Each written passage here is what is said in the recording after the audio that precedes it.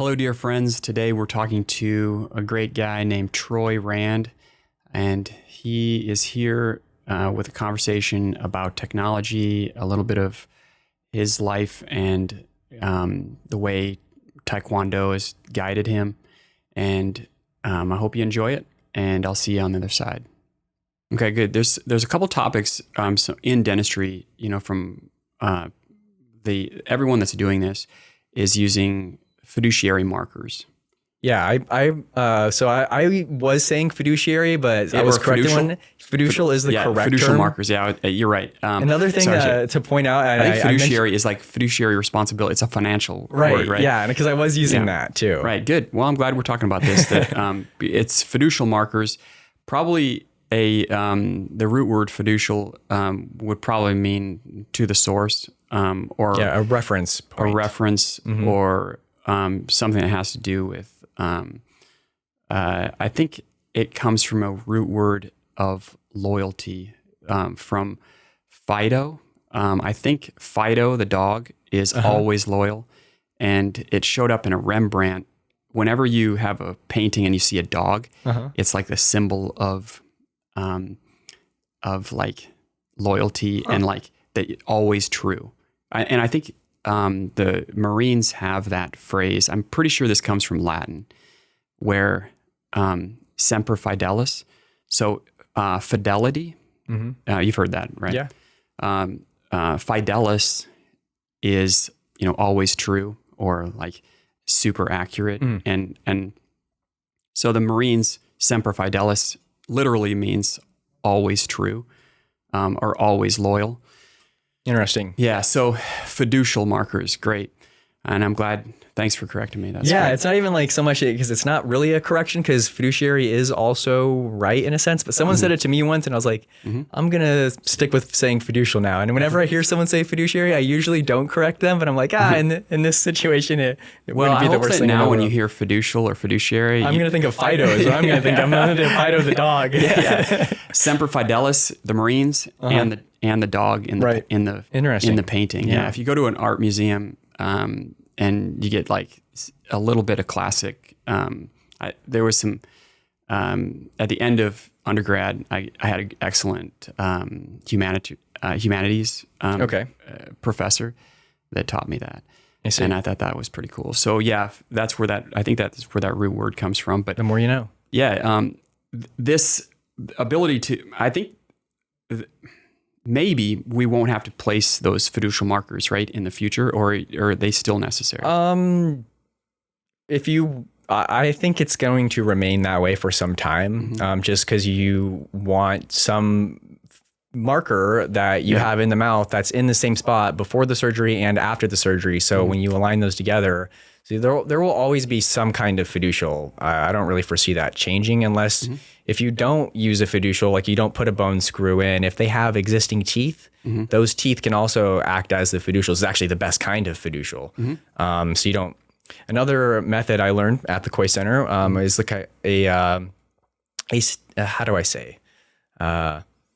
It's kind of like a step-by-step.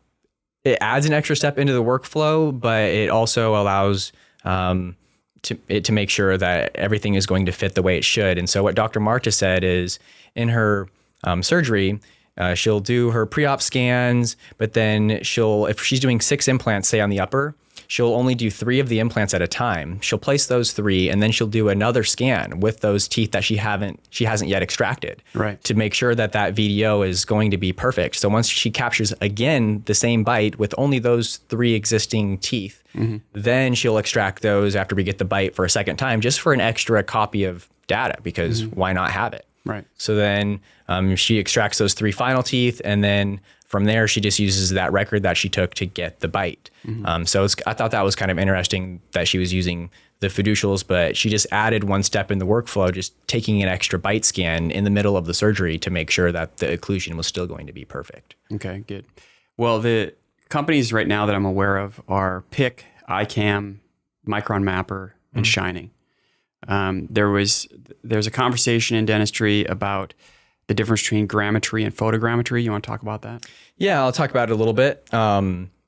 So it's kind of a hot topic. Some doctors will debate for hours on end that, what we have isn't true photogrammetry, but I'll tell you it is. And Dr. Isaac Tao will debate any person on it for hours on end. But what grammetry is it's just taking the geometry of a shape and using that geometry to determine the positions of those implants.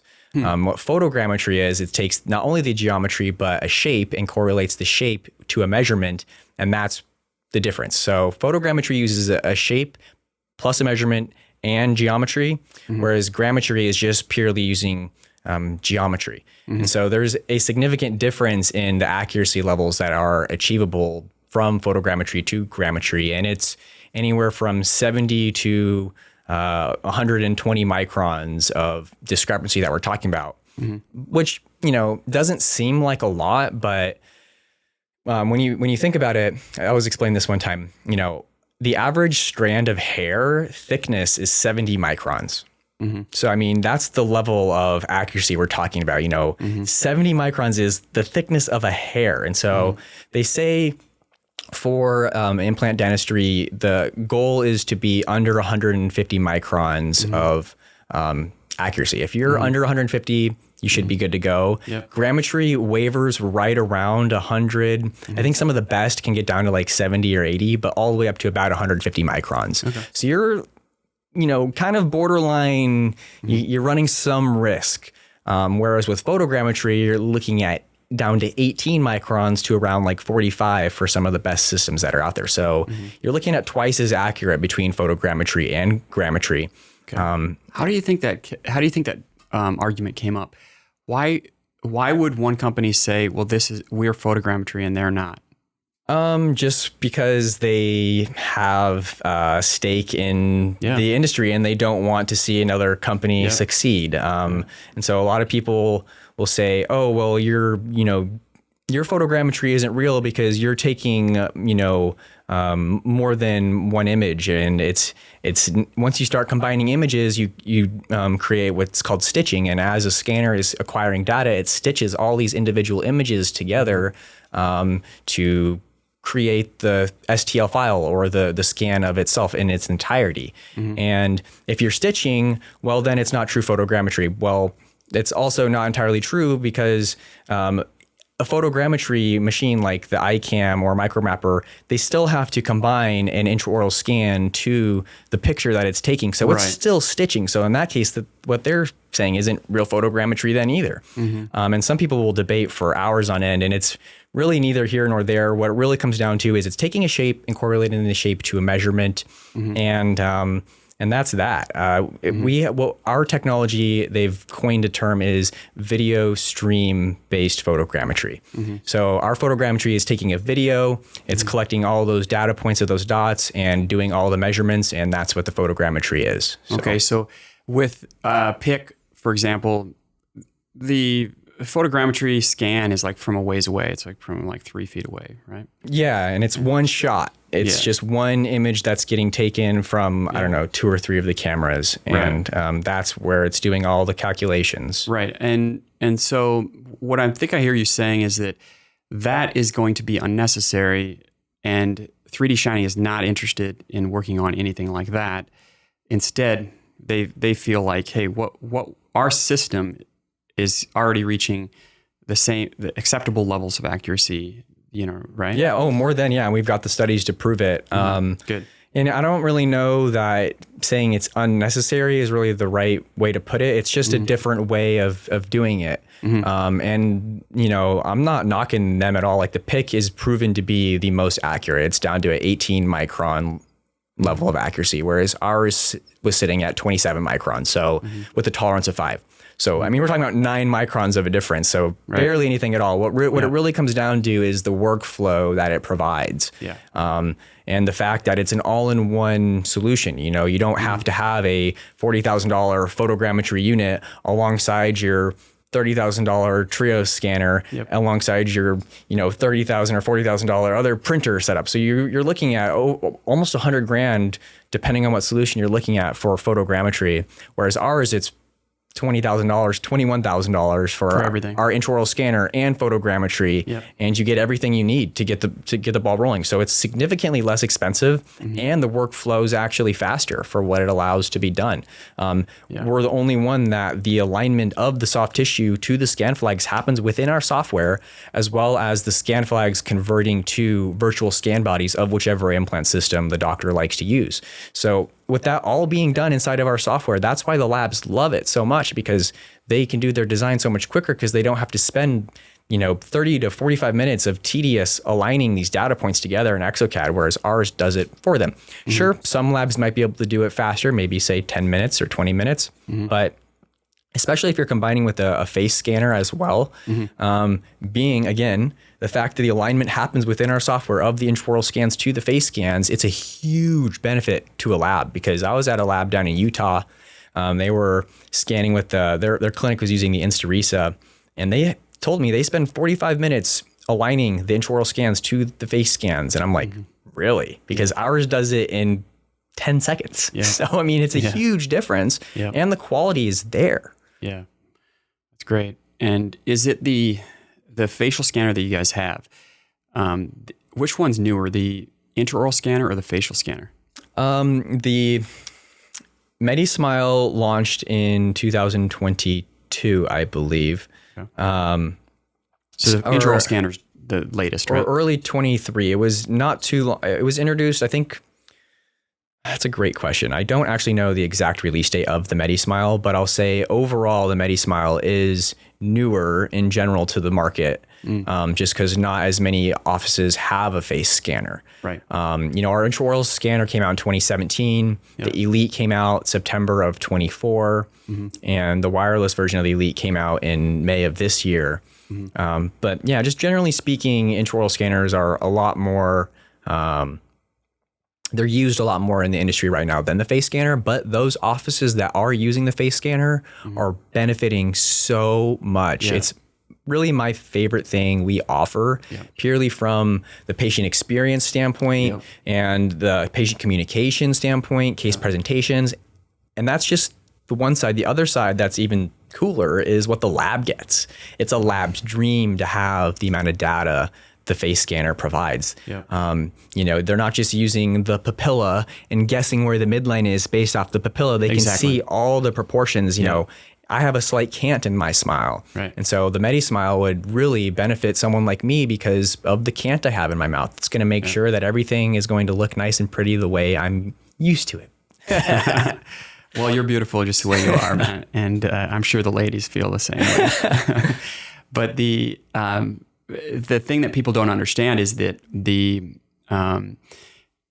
what a dental lab sees is basically just an arch of teeth without the face. Right. And so they're really guessing on on a three-dimensional object that has to look good in the face. So the fact that the facial scanner exists at all gives the dental offices that have one a big advantage. And we've really enjoyed using, both Instarisa and the MediSmile. The sharpness of the MediSmile is something that my labs are saying, like, okay, so the Instarisa has better clarity, and I can show you a side by side there.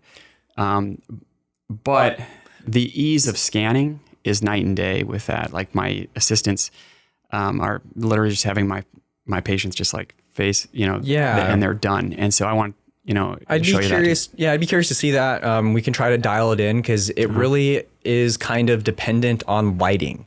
So if we can get some kind of setup with these light boxes or something, it can really, really help the sharpness and clarity of those scans. Because I was in an office here in Utah, and they had the Instarisa, and the scans I saw, it was like no comparison.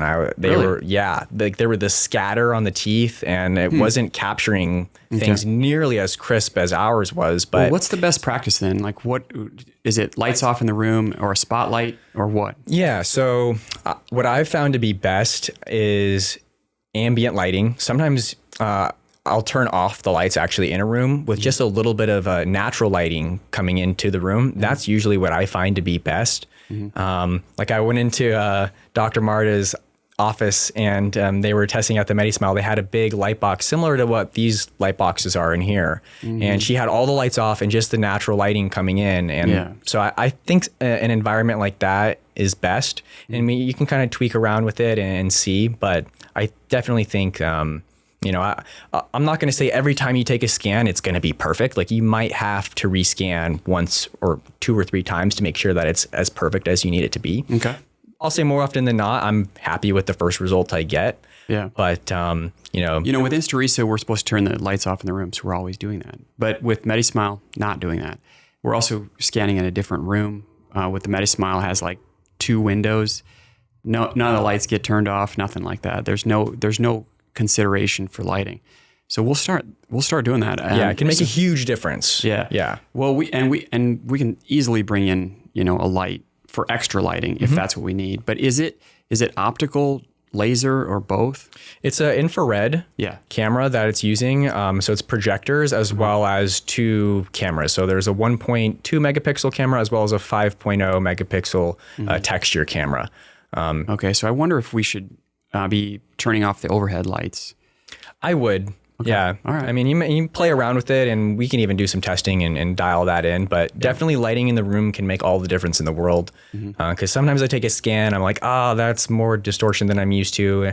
Like we were at a trade show, and we have these, banners behind us, and there's these lights that stick over the banners, and the lights were shined like right onto the face, and so it really caused like way too much brightness in the teeth, and it wasn't capturing. But I turned those lights down, and then boom, I'm getting nice, sharp, crisp scans, and I'm like, yeah, beautiful. So all right, lighting makes all the difference in the world. All right, sounds good. Even in intraoral scanning, you never want to have an overhead light when you're intraoral scanning, just because the structured white light that comes from the scanner itself is all the lighting it needs. If you have extra light, it can cause color distortion too. And that's not just our scanner, that's across the board. That's great. Yeah. We're going to start doing that. And that's great. And I know what you mean. If you have too much light, like for example, like isolite, like where the whole, there's backlight. Yeah. You can just kind of wash out any shadows and you lose a little bit of depth perception there. So good. All right, cool. Well, we're going to keep iterating on this, keep getting better. 3D Shining's a company that I've really enjoyed, and Shining 3D. Oh, sorry, Shining 3D. Shining 3D. Thank you. Tell me about that. Tell me about the name. Is it? That's a great question. Second time I've got that actually in the last week. I don't really have a great answer. All I do know is, one of our slogans when I actually got to go to China in January, we would all say, concentrate and keep shining. So concentrate and keep shining. Yeah.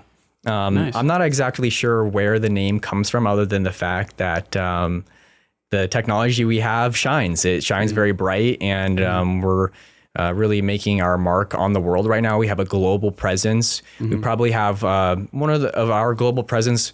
The U.S. market's really kind of been lagging a little bit, but we're growing now, and we're really putting ourselves on the map. We have almost 25,000 intraoral scanners out in the world. So our presence is growing strongly in the U.S. right now. We're getting a lot of people coming to us saying, hey, we've heard about you, and we've heard great things. And as soon as I show them the scanner, they're like, the things I'm hearing are true, because they see how fast it is, and the accuracy is there. I get great feedback from labs. They're saying they're, getting quality scans. They're able, and they're not having to do remakes. So that's the most important thing. Yeah. And exactly, that's the most important thing. And I am interested in patient care, access to care, and getting the lowest cost dentistry possible. So that's going to require these companies like Shining 3D to innovate, and I'm glad that they're pushing the limit on distribution and making this technology available, instead of what we see too often is protectionism, where the cost for the practitioners is really high unnecessarily, and so I'm interested in bringing that cost down. Yeah, and so I'm glad that more dentists can take that leap and buy that scanner and get going. Yeah, it definitely makes it doable. Yep. Like I said a little bit earlier, for photogrammetry, you're looking around $100,000 of investment, but for other systems out there. But ours, for 45 grand, you can have the scanner, you can have photogrammetry, you can have a printer, the wash, the cure, you can have a face scanner for less than half the cost to pretty much build an entire in-house lab. The only thing we don't have is a mill. Yeah, it's an amazing price point that we offer things at. And the fact of the matter is, even with us being at a lower cost, the quality is just as good, if not better. When I used to sell the Trios, it was always the hardest thing to overcome was these subscriptions and $2,000. Can you pay for an extra year of subscription for me? And I'm like, I can't do that, but I don't have that problem with this. We have no hidden fees. There's no subscriptions, no pay-per-clicks. All the modules, all the bells and whistles come with it. Okay. Yeah, it's an amazing solution. And I'm really happy to be working for this company. I haven't ever been happier in my life. It really provides me a level of satisfaction I didn't know was possible, working in this field. And I got this question here a week and a half ago. I was doing a demo in Renton, and one of the most well-articulated questions, plural, I was given from this office manager, and normally I get, some good questions, but this guy had really good questions, and they were impressed with all of my answers, and I could feel that. It was a really good connection we made. And one of the questions he asked me was, why are you here? Why do you do this? What's in it for you? And I was like, wow, that was really deep question for just me scanning this, doing a demo. And the reason being is, why I love so much what I do is we provide not only a better experience for you as the clinician in your workflow, but the end result that the patients are getting is really what impacted me more than I ever thought it could. I even get the chills just talking about it because it's so cool seeing someone come into a clinic. They're not happy, visibly not happy. They can't smile. They don't want to smile. Yeah. And they've been frustrated with previous dentistry. Yeah. And, they do their face scans. They barely show any teeth, if any, if at all. And then they go through the whole procedure, they get everything done, and you do a face scan at the end, and the smile is night and day difference because they're so happy with the end result. And that's really what just impacted me more than I ever thought it would. Just seeing not only we're providing you guys a better workflow, but the end result that the patients are getting, they're getting in and out faster and getting that awesome result. So that's why I love doing what I do. Yeah, thanks a lot. You're right. You're restoring hope in the industry. There's a lot of frustration in dentistry with removable products. People are going, there's a lot of, I see a lot of frustration. So restoring that hope is excellent. It's a great reason that you do what you do. So thank you. Yeah. And thank you for doing what you do. I mean, it's an important thing. And, the mouth is something we use all day, every day. And, it's a important part of life. And it's just cool to be a part of a company that cares and provides a solution that is making the world better in a sense. So, yeah, I mean, you'll be surprised people will spend money on, a sport motorcycle and a pop-up camper trailer, and then never use those things. Right. And then they're just frustrated, and they don't know that there's a way to get excellent dentistry at a cost that will fit into those budget. Those budget parameters are well within reach. Sure. And so we're glad that there's a way back.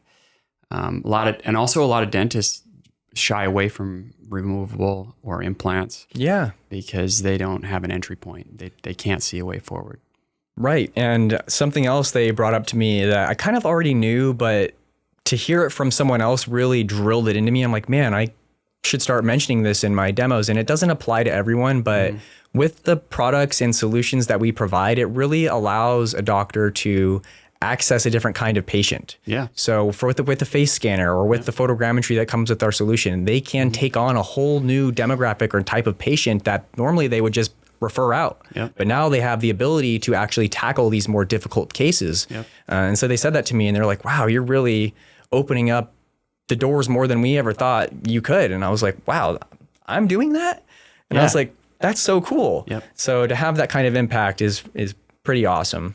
Yeah, a lot of people just have given up. You know, they think that what they got from Dr. Smith 20 years ago is the best you could do, you know? Yeah. And so they're not even looking. They're buying, an RV trailer and suffering. They can't eat a steak, you know what I mean? They do not know that they could enjoy smiling again or confident smiling or like enjoy meals, crunchy, tasty, crispy chicken again. And they're not doing it because they've given up. So Sure. I think that in a short time, 5-10 years, that's going to be rapidly better.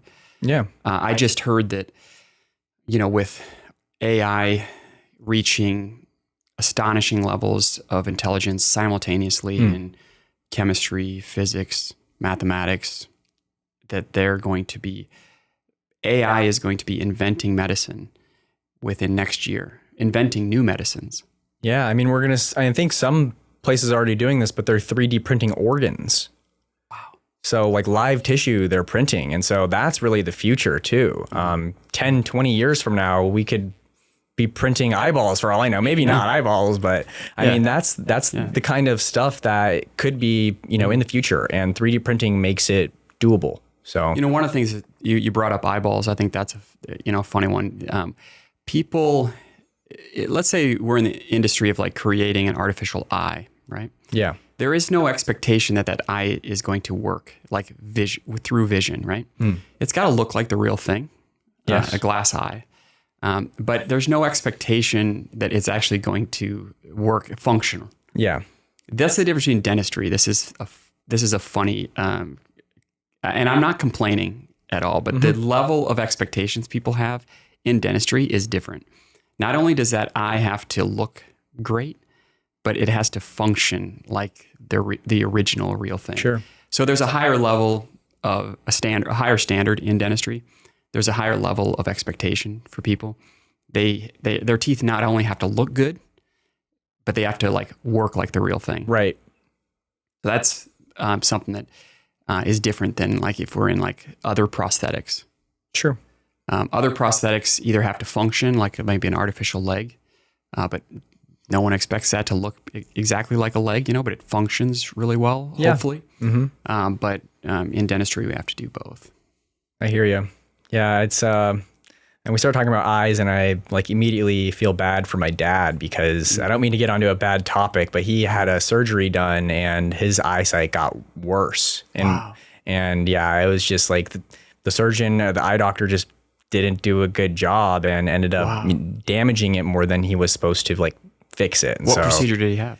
I don't know off the top of my head what the name of the procedure was. Is it a vision corrective procedure or something else? Yeah, they went in and did something, inside the lens of his eye, and it ended up making things worse when it was supposed to be better. Okay, so radial keratotomy is where they make these radial cuts to make the lens easier to accommodate or to change the focus.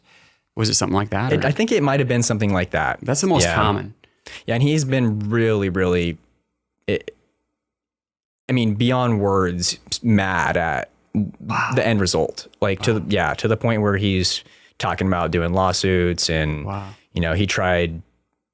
Yeah, it's been a long process, and he's talked to some lawyers about it, and just certain things in the way the contract's written and stuff. And he's at the point where he wants to go stand on the curb of this doctor's office with a sign, I didn't know that. to make people not go in because of how bad it messed him up. Wow. I don't hear anything negative about until now. I haven't heard anything. He'll go on and on about it too. It's like, I hate to even bring it up because it's like, man, it's your eyesight. You don't get that back. Yeah. Public service announcement. He went from struggling a little bit to read in video games, like some of the words, like, and now he can't barely at all. And it's like, I was supposed to be able to read these words, and now it's even worse. And so it's like, and how old is he? He's 61 now. Okay. Yeah. Got it. Dear friends, I hope you've enjoyed this latest conversation with Troy Rand, a guy that's been really important to me and my journey in dentistry. I'd like to leave you with a quote. This one is from Steve Jobs, And he says that technology is nothing.